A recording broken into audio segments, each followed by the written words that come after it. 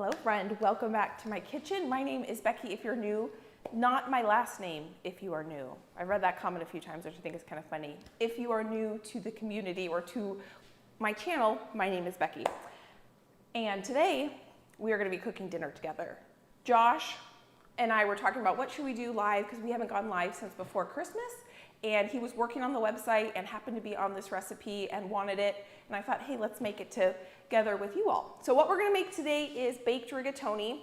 Josh has that recipe linked down below. We're also gonna make a salad dressing because we are gonna have a salad to go along with dinner tonight.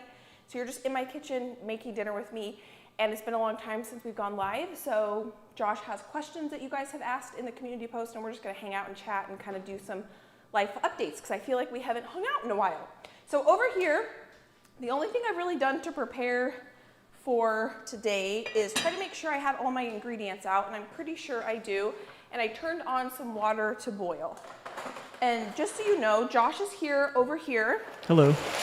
He's in the chat, chatting with you all. And so if you have questions, he is the one that's gonna be kind of collecting them. And I told him earlier before we got started, he can interrupt me at any point because I will just talk and talk and talk. She's very good at it. Unless he interrupts me. So he's just gonna interrupt me throughout this and we are gonna hang out and chat. Josh, would you be willing to set a timer for, let's see what this box of noodles said. Let's see, we're gonna cook our pasta till al dente because this is a baked pasta dish, so we don't wanna cook it all the way soft. So it says 12 to 14 minutes. You wanna set a timer for, let's do 11. And we're gonna cook that pasta for 11 minutes. And perfect. And now over here, I have 1 pound of Italian sausage. And we're gonna get this browning. This is one of Josh's favorite dinners. And I thought I would make it today. So I'm just gonna break this up over here. Josh was just looking into yesterday about getting a new camera set up so we could have a camera on the stove, which would be really nice. Yeah, some of you may have noticed that we've had some sound issues. In fact, right now Becky's probably... Am I too quiet? Well, no, the sizzling might be overwhelming. Let's do this. Let's go ahead and put the lid on. That should help that. And I'm going to put this in here so this doesn't boil over while we've got some veggie prep. So at this point now, for our baked pasta, I have my noodles going, my sausage going, and I'm gonna put some salt in my water, probably about 1.5 tablespoons to 2 tablespoons.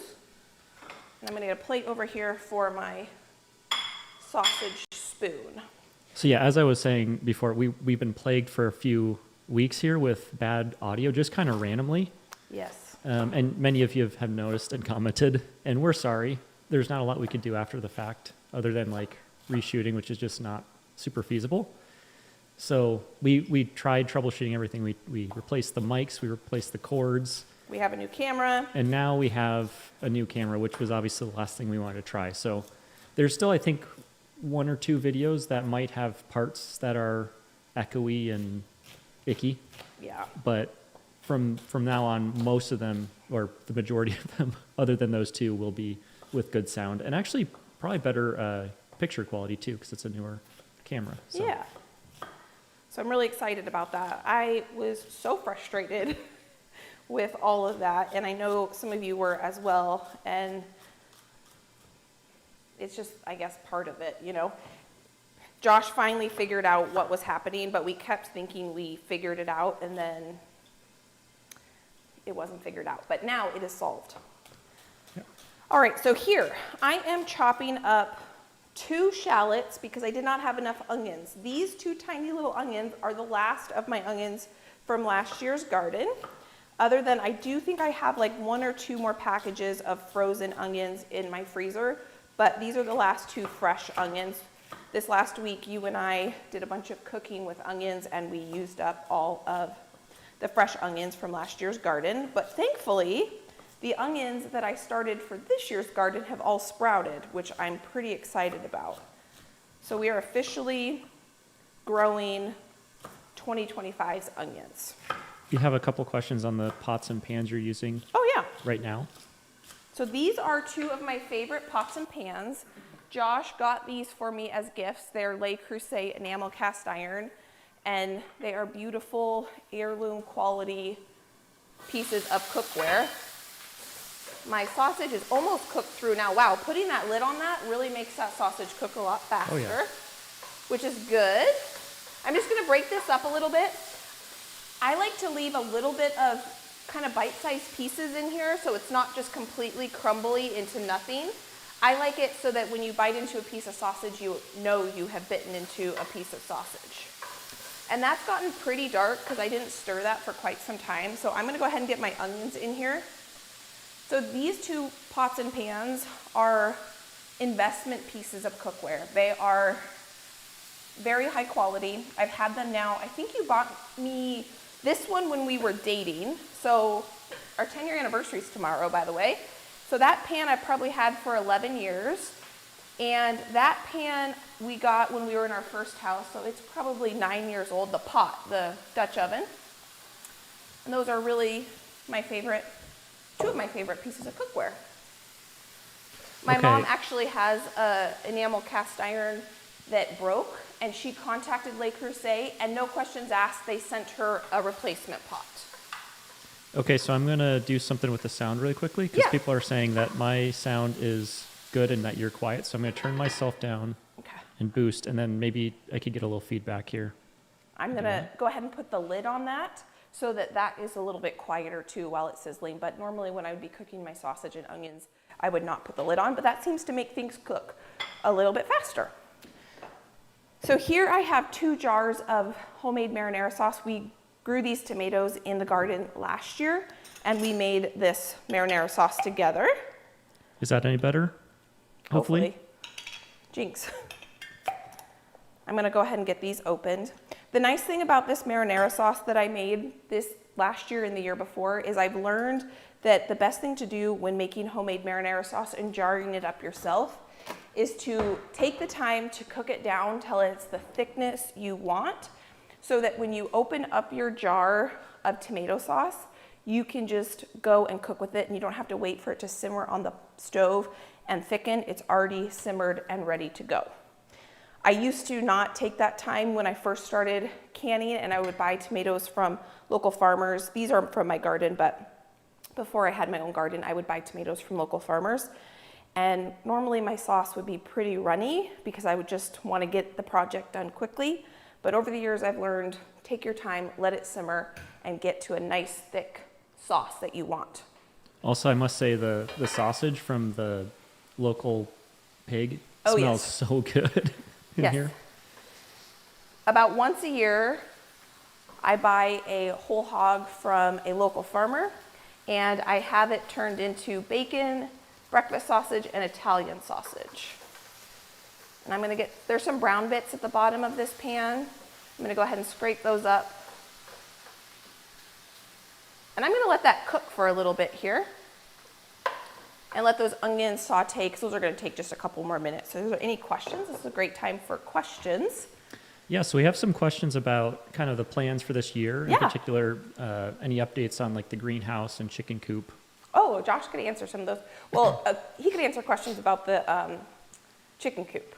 Yeah, I've actually been looking at a couple of different options.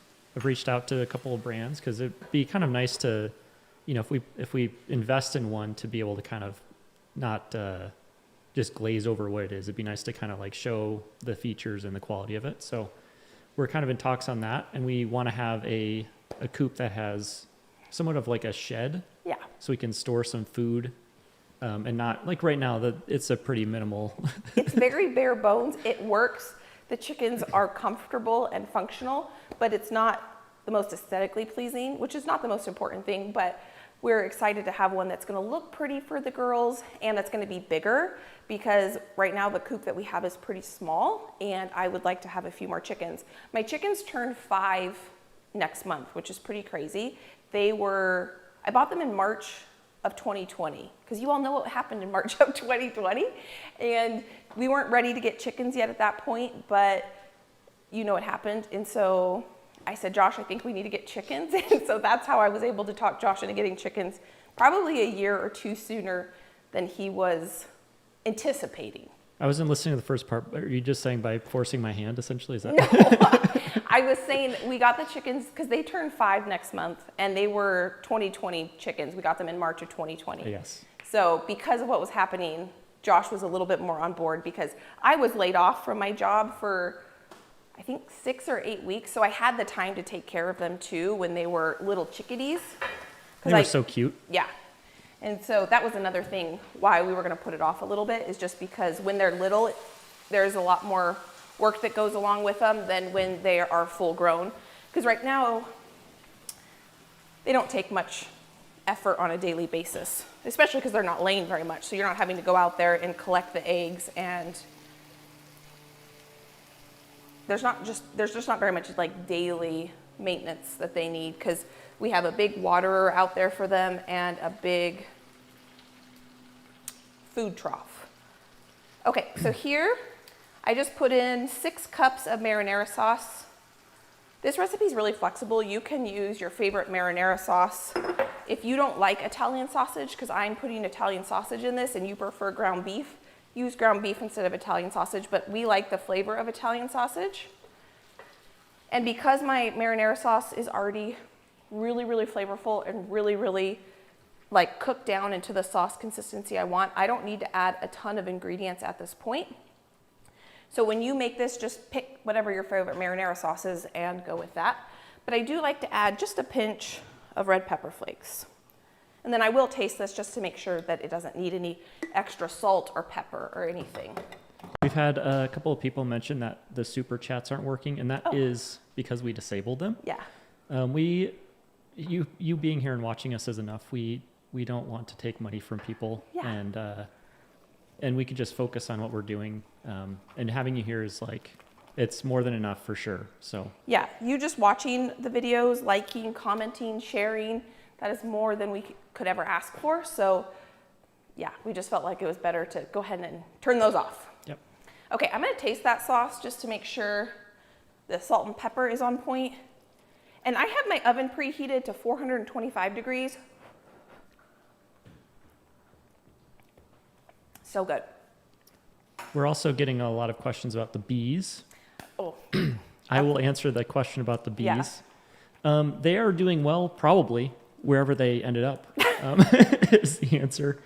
We noticed them in different areas around our property, and that there was less activity around the hives as the year went on. So, and we noticed too, I got like the second box for the honey above the brooder box, and that wasn't really getting popular with honey on either of our hives. Yeah. So the conclusion that we're having, it's been 11 minutes, by the way. Oh, thank you. Okay. The conclusion that we have is that they migrated, swarmed. They swarmed somewhere else, potentially in our green stalks. And then we also have some older hives that we just had stacked up, and I've seen some activity in there. So we are going to give it another go this spring. I'm going to be a little more proactive with how quickly, well, we already have the second honey box, so it'll be available for them right off the bat. I think maybe they outgrew the single brooder box before I could add the honey section. So they may have just outgrown it. I didn't keep up with them, and they left. So all that to say, we do not have bees anymore. No. But I have already pre-purchased a couple of nukes from a local Beekeeper. Beekeeper. I guess there's someone that sells them. So we'll have those. I think they said early April. I could be wrong though, but it's already. We'll give it another go. We know more this year, or I should say, I know more this year than I knew last year. So we're hoping that they'll stick around this time. Yeah. So that's a little disappointing that we don't have bees, but we're not giving up, and we're going to try again. But I think that just from what I've read and watching other people with bees, that's just something that can happen. So you're going to see how quickly this dinner's coming together. I've got my pasta sauce here. I have my noodles, and I have some basil here. What I'm going to do, I've got my baking dish here as well. I'm going to push that away a little bit. And we're actually going to start making our pasta sauce right now. Or we already made our pasta sauce. We're gonna make up our pasta dish here. So talking about chickens, I today ordered more chickens. And I ordered a lot of fancy chickens, which I'm really, really looking forward to. I would say some of them are silly. Did you see the order come through the email? No, but you showed me a couple of them. They've got some froofy looking heads. They've got like plumage. If you've ever been to like a state fair and gone to the chicken section and seen all these like unique looking chickens, that's what I ordered. Some of them are more practical in that they lay a lot of eggs, but I ordered the minimum for how many I could order, which I think was 10, which I already know 10 chickens is gonna lay more eggs than we will need. So when I was looking at chickens to order, I wasn't necessarily looking at the most productive breeds. I was looking at ones that I thought would be kind of fun pets as well. So I'm really excited about it. When I ordered chickens in 2020, chicks were very hard to come by, and you couldn't hardly buy them at the farm stores around us because they would sell out so quickly. They would get shipments, I think it was like once a week or twice a week, I can't remember now because it was so long ago.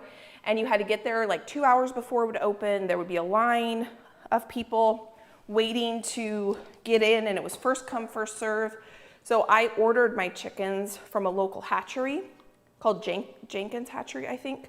It's the same hatchery that supplies a lot of the chickens to our local like farm stores. And they only had like 3 breeds I could choose from. And we always had more chickens and eggs coming in than we needed. So I haven't ordered or gotten any more chickens because we haven't needed them. And this year we need them. And so I've been waiting 5 years to order these fancy breeds. I'm excited too. Yeah, it's gonna be fun. It's gonna be a lot of fun. I actually let the chickens out of their coop today and run around, so they've been having a good time enjoying the sunshine. You know, I probably did not strain this as well as I should have, but I think it'll still taste good. So this is where this recipe is a little bit interesting. Oh, I forgot to add the garlic. I just realized that. I'll just add some garlic powder to this. This did taste really, really good, so it's still gonna taste good, but normally I would saute some garlic with that onion and the sausage. So with the chickens, did you say how many you got? I think I got 10 or 12. Whatever the minimum was, I can't remember. I think it was 12 then. 12? And we have 6. Someone had asked what we plan to do with like mixing them or keeping them separate. So I've never done that before. And we will combine the flocks. I'm not getting them till June because that's when all the breeds that I wanted were available to ship at the same time. So for this dinner, this is kind of like a lazy man lasagna. We just put some sauce on the bottom so that this doesn't stick. And now I'm gonna take half of this ricotta. This is a 32 ounce thing, so I only need 15 ounces or so. And I'm just gonna make little dollops. And I'm gonna put that in here. And I'm gonna just stir that in, but not mix it in. I want there to be little kind of pockets of ricotta. Not like a whole bite, just, you'll see. So it's just like a lazy lasagna, delicious. So what I've read is that there are a bunch of different ways you can introduce new chickens to your previous flock. And hopefully we'll have a new coop by then that I'll be able to actually walk into. And you can do it a couple ways. You can introduce the chicks or the new chickens at night. So when the chickens are asleep, you kind of sneak the new chickens in the coop and then they wake up and they don't remember. They don't know what's happened. And I think that's the funniest option. Yeah. And then there's other options, like you can put them in a dog crate in the coop so they can see each other, but they can't have access to each other. That's another way. But I haven't done a lot of reading on it since, I don't know, it's been a few years. So I'll have to read up on it before we end up doing it. A couple of the coops I've been looking at have like a separate section kind of built into it. Like a brooder. A brooder, and then, well, there was one site we were looking at had peculiar names. I wasn't familiar with them. They said chicks and peeps. What was the other one? Do you remember? I forget. There was another name for them. I'm guessing the different stages of development, but they have like different areas so that you don't have to just stick them in at one time. Yesterday is when Josh and I were sitting down and looking at coops. He had a little bit more time to devote to looking at coops. So here, I don't know if you can see, but there's kind of like, I mixed it in a little bit, but not all the way. And there's kind of like little pockets where there's a little bit more ricotta, and then there's pockets where it is fully mixed in. Now I'm gonna go ahead and flatten that out a little bit. And this is the key because this is such a simple recipe. Really, the star of the show is this fresh basil.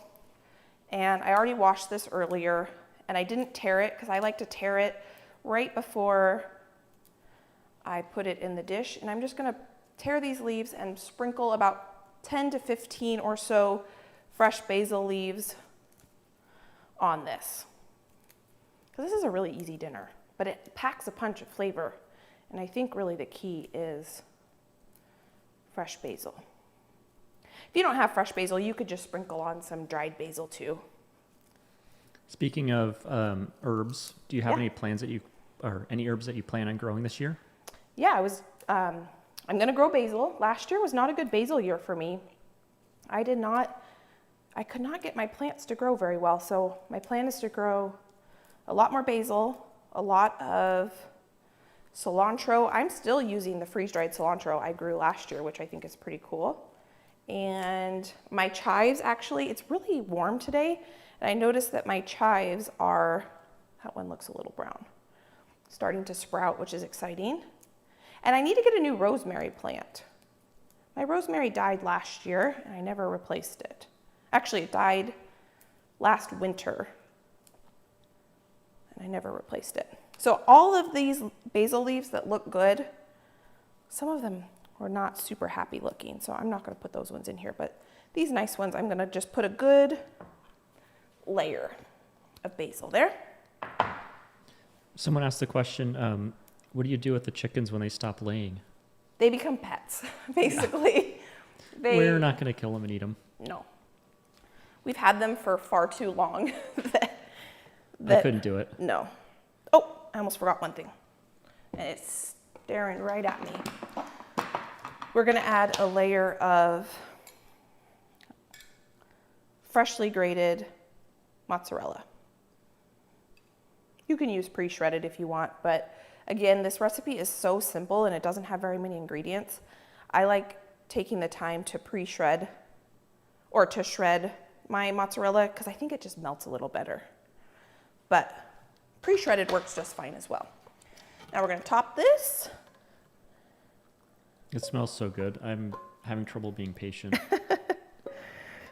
So I preheated my oven, like I said, to 425 degrees, just so that this would get done a little bit faster. Everything is cooked at this point, but baked pasta needs a little bit of time in the oven to kind of get that texture of baked pasta.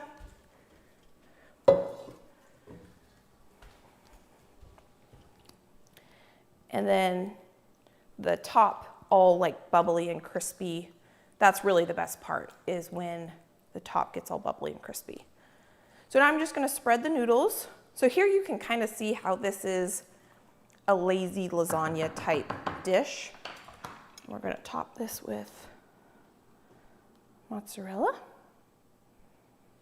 Someone just asked if with the kitchen remodel, Oh yeah. which is in the future, who knows when, but they asked if we were gonna stick with granite or go with quartz.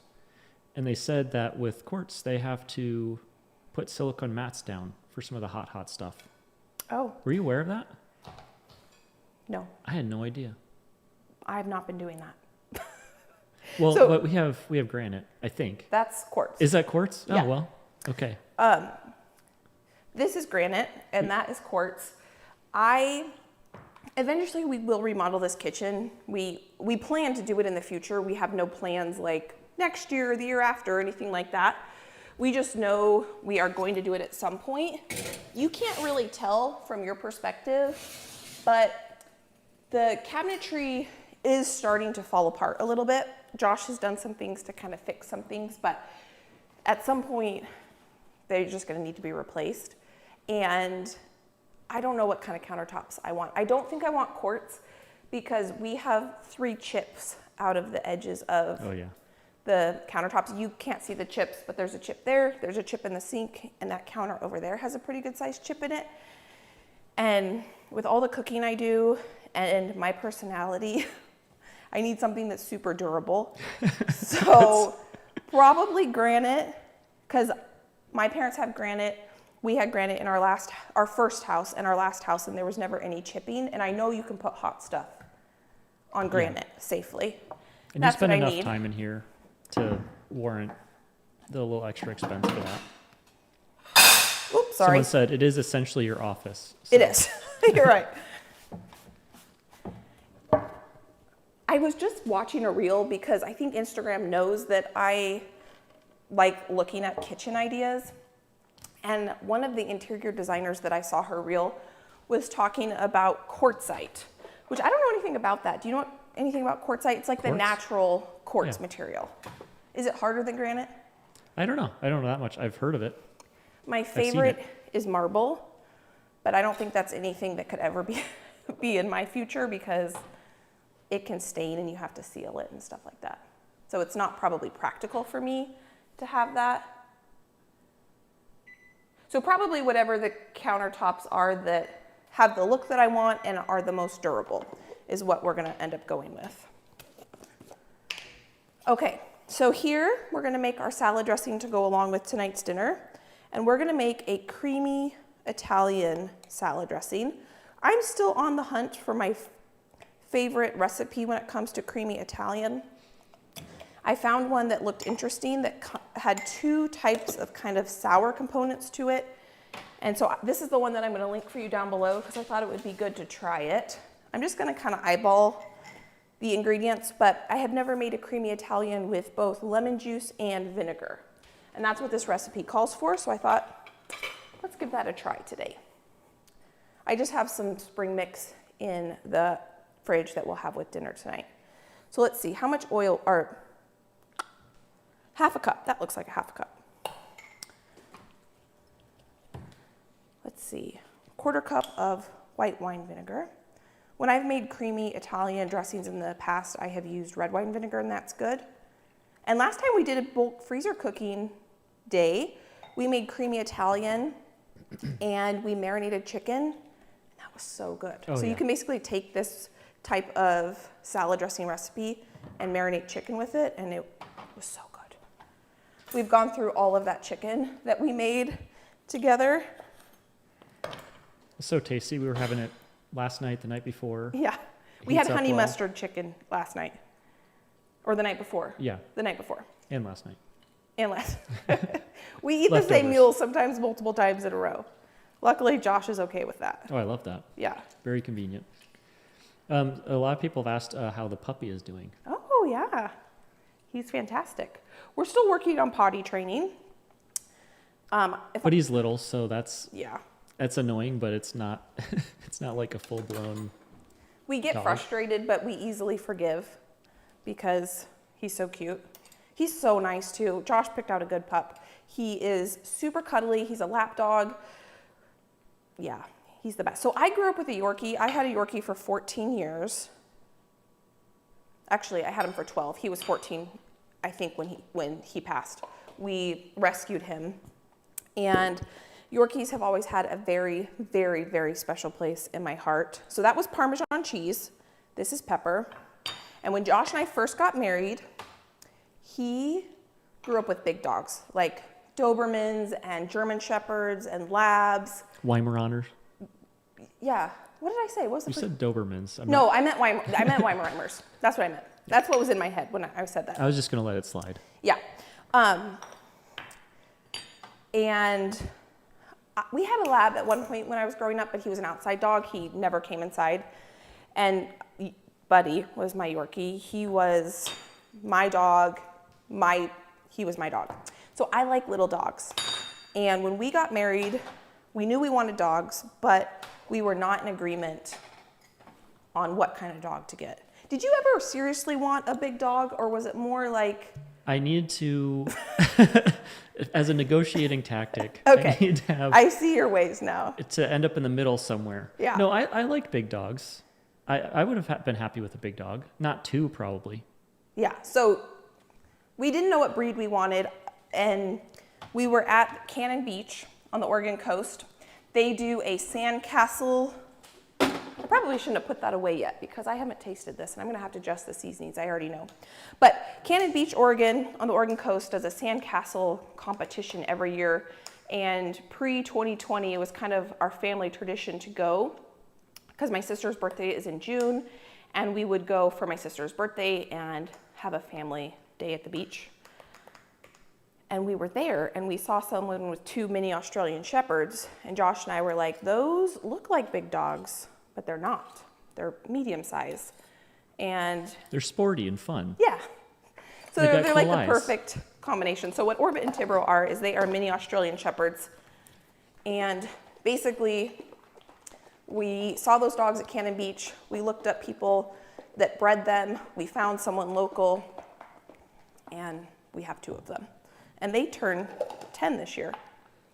And they are not quite sure. Well, Orbit wants nothing to do with him. Yeah, Orbit He wants nothing to do with the new avoids little him. dog. But Tibro is very tolerant, and the little dog, he kind of jumps on him a bunch, and Tibro kind of takes it, and They cuddle. They cuddle? We catch them cuddling all the time, and it's like the cutest thing very ever. cute.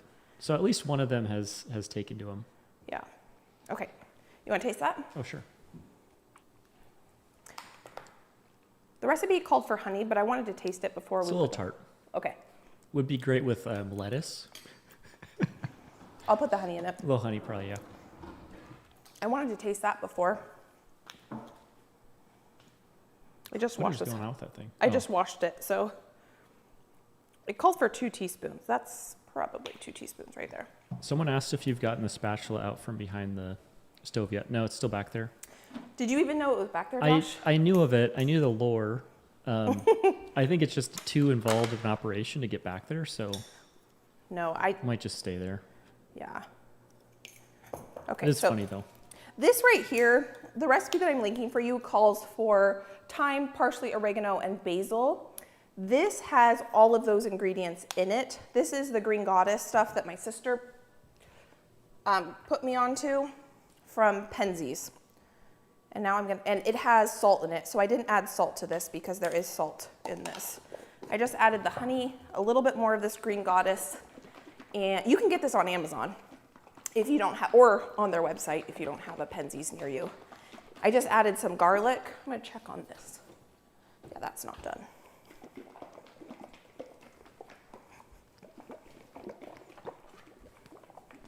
I don't have any like croutons or anything to go with the salad tonight. It's just gonna be spring mix and this delicious dressing. Someone asked how we came up with the name Orbit and Tibro, and I was going to type it up, but I might as well just say Orbit's clever. That's a clever name. Oh, this is dripping. 1 second. You were supposed to taste it. That's great. Is it better with the honey? Mm-hmm. It's very well balanced, but I think it needs Yeah. a little more salt. Orbit was a clever name because he's a shepherd, and he kind of goes around in circles, and he's a a herding herding dog. dog, so there's a lot of like orbiting and stuff. And then Tibro isn't as clever. I think it's way more clever. Oh, yeah, well, we differ on that, but it's Orbit spelled backwards, and they're brothers like 6 months apart, so So I wanted the yin and name yang. Orbit, I wanted the name Onyx. Josh actually came up with the name Onyx, but then he thought that everyone would think of Pokemon. It's too much Pokemon-esque. So I didn't watch Pokemon. I don't know anything about Pokemon. So to me, Onyx is like a black rock, right? And Josh didn't want that. So he won and he got Orbit as the name. And I like the name Orbit. And then Tibro, Josh just jokingly, he says, came up with the name Tibro, which is Orbit spelled backwards. And I instantly, this is really good. Taste that now. I instantly thought that was his name. And then Josh was like, I don't know. But I think it's cute. We had the thought, oh, what about like eclipse? Because he's got like an eclipse in one of his eyes. That's true. And then my brother-in-law, Abel, said, oh, so you're going with like a Gums. gum brand theme, which isn't as clever, so we had to nix that one. We don't chew very much gum That's anymore, great. but we used to chew a lot of gum. And so we were like, oh yeah, I guess we're not going for the gum theme. Okay, so that salad dressing is fantastic. I like the combination of the lemon juice and the white wine vinegar. That was really good. And I do think it needed that little bit of honey to kind of balance out, and the salt and pepper tastes good. That's how easy it is to make salad dressing. If you have never made homemade salad dressing, try it because it's so fresh and delicious. It's not like eating store-bought salad dressing at all. And that will last in the fridge a really long time because it's just vinegar and mayo and cheese. So usually I can make one of those up and then we enjoy the same salad dressing for a while, and the next time we need a salad, I'll make up like a honey mustard or a balsamic or a Caesar or something. So that's the one thing, I guess, because I do tend to only make make our salad dressings at home, is we usually don't have like a huge selection in the refrigerator. We usually only have like one, maybe two options. But the dinner's cooking away. Are there any? Yeah, I've got a few here. Some of them are hard to segue into, but one of them has been asked a few times. Do you plan on inoculating the forested area with wine cap mushrooms? Oh, that's a good idea. Or that's a good question, because yes, I do plan to do that. So at our last house, I grew wine cap mushrooms in my walkways of my garden beds because our walkways were wood chips. And I would grow them around our orchard because our orchard was all wood chipped. And they grew fantastic. Easiest mushrooms to grow, but we just haven't got around to doing that. So that is a goal. It's on our plan. It's best to do that in the spring or fall. I couldn't imagine we would get to it before probably the fall. Where do you think you would do that? Because it's got to be somewhere where we would actually go and Look for collect them. I don't know, we could do it out front over here behind the orchard. Yeah, we have a bit of compost out there Yeah. already. That could work. The thing is, they really like to grow in wood chips, wine cap mushrooms, and so I would have to try to get a delivery of wood chips, which is much more difficult where we live now. At our last house, I could get a wood chip delivery from chipdrop.com once a week if I wanted to, just because there was a lot of trees trimming being done around there. But here, it's a lot farther for tree trimmers to come and dump it, so. No one's going to haul it out here. Yeah. For free, at least. I have seen a couple neighbors have wood chippers at their house, and I've thought about like pulling over and being like, hey, do you want to go dump that at my house? But I didn't really have a place for them to put it or plan for it. So, because now we don't have chips around our beds, we have stone. So I can't grow the mushrooms in stone. So that's why we haven't done it here yet. But yeah, that would be fun. Do you have any plans to plant sweet potatoes this year? You know, I don't think I'm going to do sweet potatoes this year. I have tried growing them a few times with very poor success. Josh's mom has grown them with pretty good success. She's the only one I know that around here that's grown sweet potatoes, and she's gotten them to, not last year, they were super teeny tiny, but the year before she had some good ones. So maybe I will try. I don't know. I just haven't had very good success growing sweet potato slips myself, and then when I have ordered them, they've never been really good quality, and so it's kind of just a waste of space because I can't get them to do anything. I think I would probably rather, I need to stop looking at that. I think what I would rather do is give that space to like flowers or something like that. Or tomatoes. Well, we're gonna have a lot of tomatoes. You don't have to worry about that. I feel like I'm the tomato Lorax around here. I want the tomatoes. I want as many as we can do. I love them. We will have enough tomatoes. I'll probably do the exact same amount of tomato plants this year as I did last year because that seemed to be a really good amount. We did have plenty. I had 22 Roma tomato plants, and I think I had 4 cherry tomato varieties, and I had 18 slicing tomato varieties, and not 18 varieties, 18 slicing tomato plants. And that seemed to be a really good number. And some of those tomato plants didn't even do very well. So I'm not even going to grow those varieties anymore. So I think. Seemed like they were late this year, right? Like yeah. Everything came in like maybe a full month later than we thought. Well, I always, because we are kind of cold to start, we have a very cool spring and it's super gradual versus I see some of you guys gardening in the south where it's like, it goes from winter to summer And you all are usually harvesting your tomatoes and your peppers a month before we are. And I think that's why it always feels really late, because it just takes a long time for it to get hot and warm around here for the plants to actually start producing. It seemed like even compared to our last property, it was a lot later. Yeah, it's colder here. Yeah. Yeah, because we're much higher elevation, and this property, I want to say we're probably 2 weeks behind our last property, just because it's colder. It takes longer for the soil temperatures to come up, and the night's temperatures tend to dip down just because we're at 1,000 feet elevation, I think, or right Something around there. Yeah. What kind of flowers do you plan to grow this year? For sure, zinnias, lots and lots of zinnias, lots and lots of snapdragons. We already started those together. They've all started to sprout. I took all the plastic wrap off all of the snapdragons and onions that we started together, and the eucalyptus looks really good. I'm going to do white cosmos and zinnias, snapdragons, dahlias, lots of nasturtiums. I have some really fun, new, cool nasturtium colors that I want to try growing, and lots of petunias. That's my favorite name, is nasturtiums. Nasturtiums. Lots of petunias.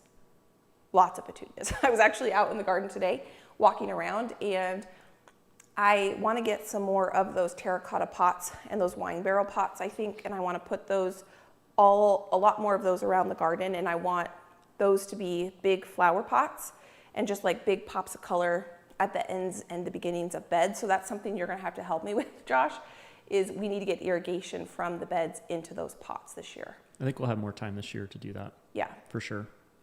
Overall, I want the irrigation to just be set up a little bit differently. Yeah. With probably more drip lines than spraying lines.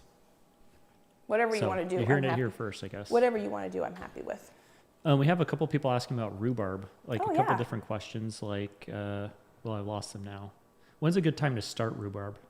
So I have never started rhubarb from seed. I purchased from Azure some tiny little rhubarb starts, and I planted them in the spring, and they have done fantastic. I've only ever planted rhubarb from starts, so I don't know when you would want to start them from seed. But you can get rhubarb plants from your box store or your local nursery or Azure. They were $3 for these plants. They were probably this big. They were the cutest little things. And within a year, they were huge, harvestable. We were making rhubarb pie. And they're massive. They're huge. Yeah. Right now, they're all cut back, so you can't even see them. But they're going to start sprouting probably in the next month or so, I would think. I can't actually remember when they sprout, but they get really big. One plant is probably enough. I have 3 plants, and it's way more rhubarb than we need. Someone asked if you leave your grow lights on all the time. So I do for the first bit. I'm going to have to look it up. I can't remember. I think for the first couple weeks they sprout. You're supposed to keep them on 24 hours a day, and then after some amount of time, I can't remember, I have to look it up every year, you put it on like a 18-hour cycle and then a 12-hour cycle.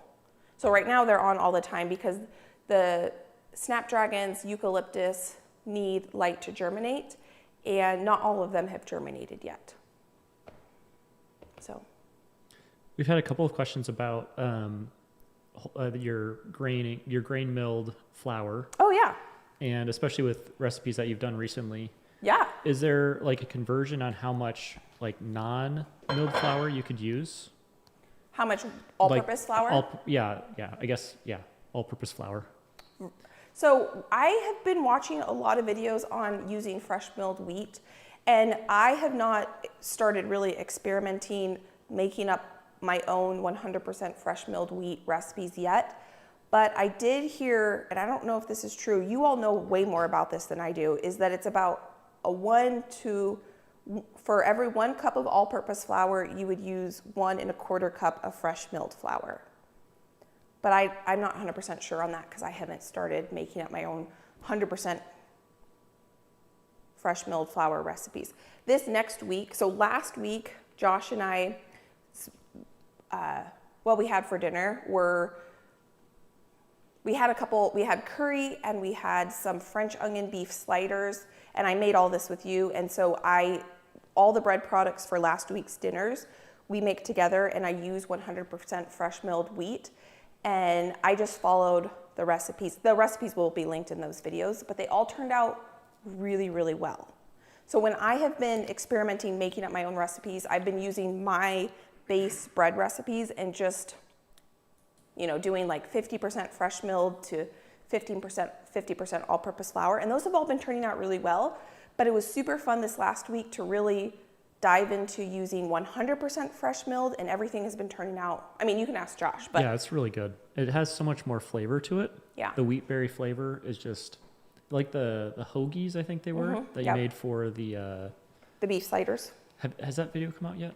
No, that will be out on, it's the next video coming out. So what's today? Oh, that's right. I'm working on that one. Thursday, Friday, Saturday. It'll be out Saturday. Those were so tasty, especially with the French onion beef. Oh man. Yeah, so I made good. up this recipe. I didn't come up with the concept. I saw, you know, 3 or 4 other people's recipes, and then I kind of made it my own. That's why I used all of the onions, because I made caramelized onions, and it was so good. So good. But that bread alone just has so much more flavor, so much more depth to it. And it's just different. So just really experimenting and making a lot of recipes with fresh milled flour. I'm learning that after reading so many recipes, there's definitely techniques that are kind of common throughout. Like when you mix your water and your flour together, you tend to let it sit before you then add your yeast or your leavening agents, so that the bran and germ have time to hydrate before just like jumping in. And so you'll see what that's like, kind of working with the fresh milled. But we make naan too. We make 100% fresh milled naan. We make graham crackers. Oh yeah. The graham crackers. Those are a hit. A huge hit. So this is bubbling away quite a bit at this point. So what I'm going to do is turn the oven off, and I'm going to turn it on broil. And we're going to get that top crusty. Could you set a timer for 4 minutes so I don't forget this? Hey Siri, set a timer for 4 minutes. Because that would be pretty tragic.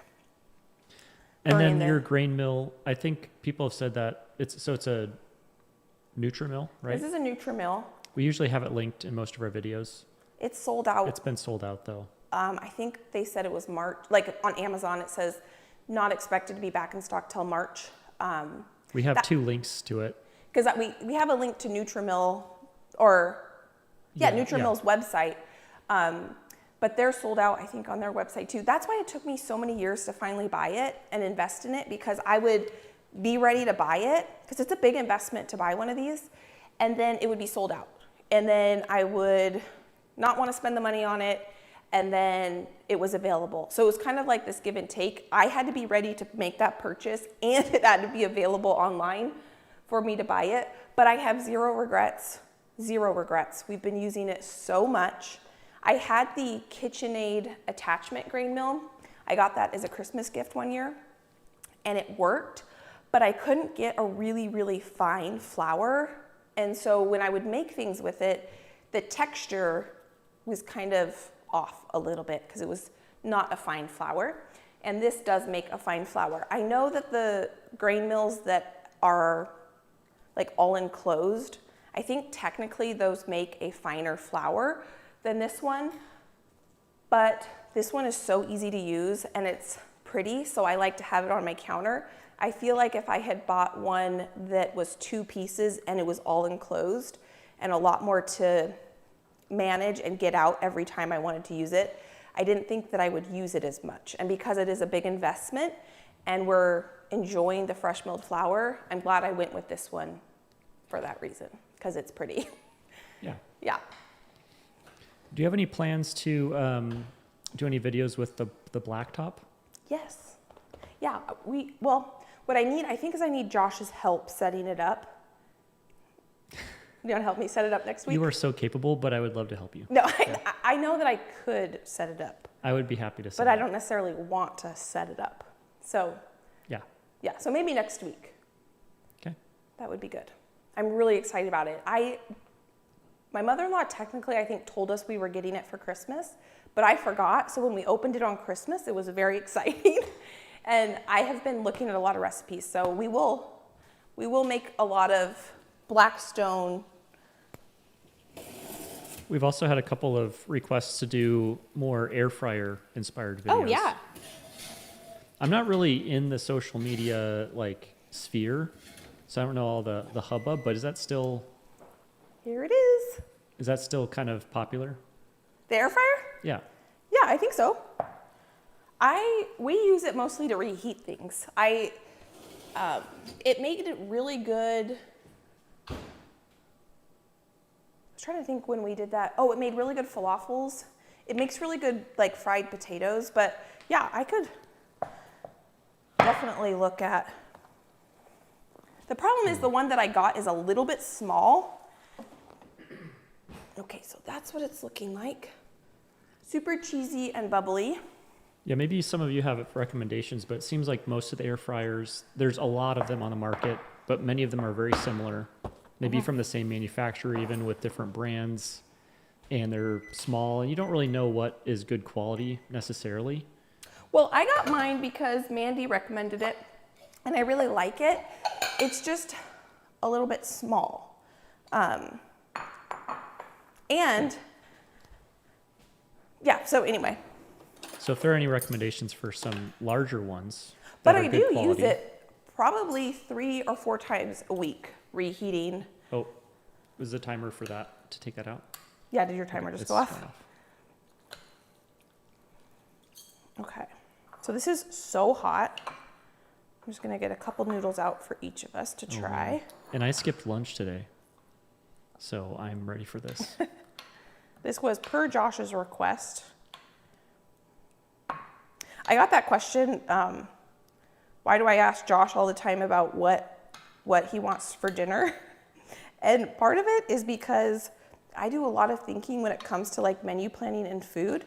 Sometimes it's really nice to have Josh take on the mental work of deciding what's for dinner. But I'm also just a simple man with like, I like noodles, I like pasta, I like meat. So sometimes when you're trying to come up with something more creative, I might not be the best. That's true. I mean, here we are with a baked pasta, but this is good. It's too hot. it's It's too hot. piping I actually hot. probably should move this, or I will grab it. I could see myself grabbing this with my hands. Someone said that they have an air fryer basket for their oven. Oh, Maybe would you Interesting. need a convection oven for that? I Potentially? think so. Well, I'm because not I sure think if that's ours all is. that an air fryer is a convection oven, isn't it? But it's like contained, so I wonder how that works. Be interested to look. My sister had a big air fryer. She had a, I think she got hers at Costco. But she had, oh, sorry, that was loud. It was kind of like this, not the style that I have with the basket. Hers was the style that looked like a toaster oven, like a big toaster oven. Oh yeah, And that actually, you could put quite a bit in. it was like twice the size of ours. Yeah. Because at one point when we were, my sister that lives in Oklahoma, when we were in Oklahoma, she put a bunch of chicken in there and she cooked enough chicken for everybody that was there. I don't think she had to do a second round. This is so hot. Be careful, don't eat it quite yet. Okay. We got another I'm gonna question. I'm Okay. gonna prepare a bite with all the stuff in it, like sausage and noodles and cheese. Yeah, A you want to get a well-rounded perfect bite. Yep. And a piece of basil. Someone asked earlier, and I wasn't able to ask at the time, but someone asked how many tomato plants you need to. Oh, I need to find. There's no shot I'll be able to find it. I think to produce like a pint of sauce or something. Oh, that's a good question. I think it would really depend on the variety of tomatoes you're growing. I would have to go back and add up my tomatoes, but with my 11 Roma tomato plants and my 18 slicing tomatoes, I think I grew 350 pounds of tomatoes, give or take. Wow. Maybe it was less than that, but it was somewhere in the low, a couple hundred, at least 200 pounds.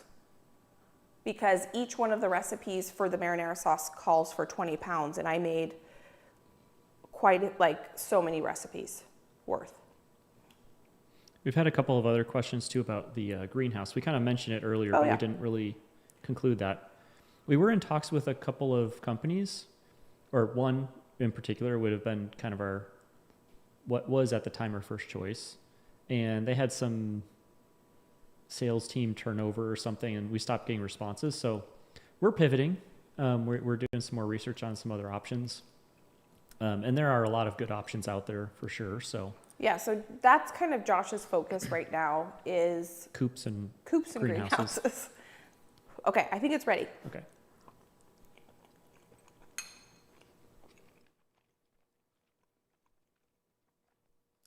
So good.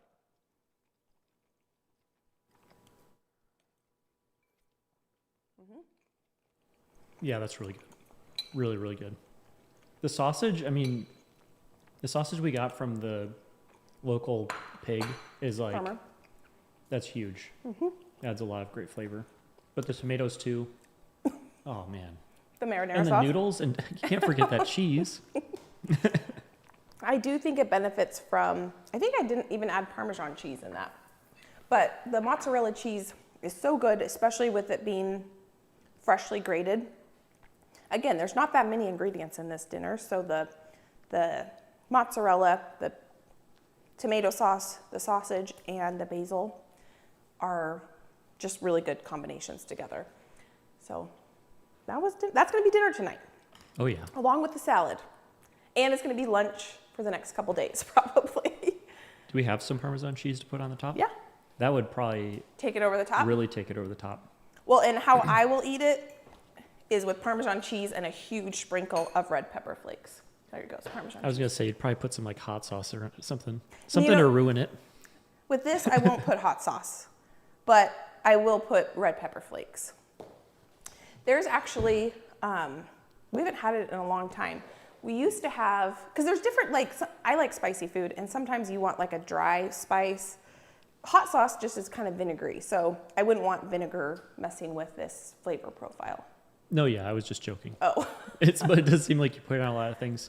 I basically put it on everything that's not, And I don't know how you Pasta. taste it anymore at a certain point well, because it's not that spicy. for you. Yeah, that's true. Yeah. Someone asked, when is a good time to start new strawberry starts in the green stalks? In the springtime, I think I planted mine out May last year. They are frost hardy.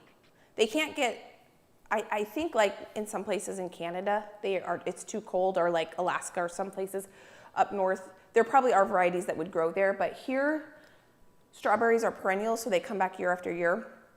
So if you plant them and it's still frost, like, you have risk of frost, I think they're okay.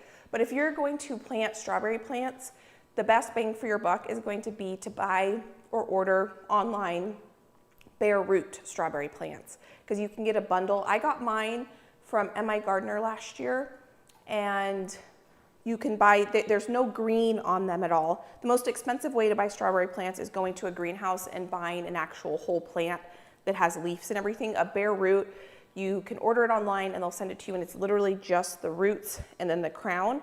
You plant that and then that will start to grow, and you're not having to pay the greenhouse labor of having to put that bare root into a container with soil and giving them time to grow. You can do that yourself. So if you're going to grow strawberry plants, that's what I did last year, and they're doing really well, and they're all starting to pop up, which I'm really excited about. Did you start them from seeds? No. No?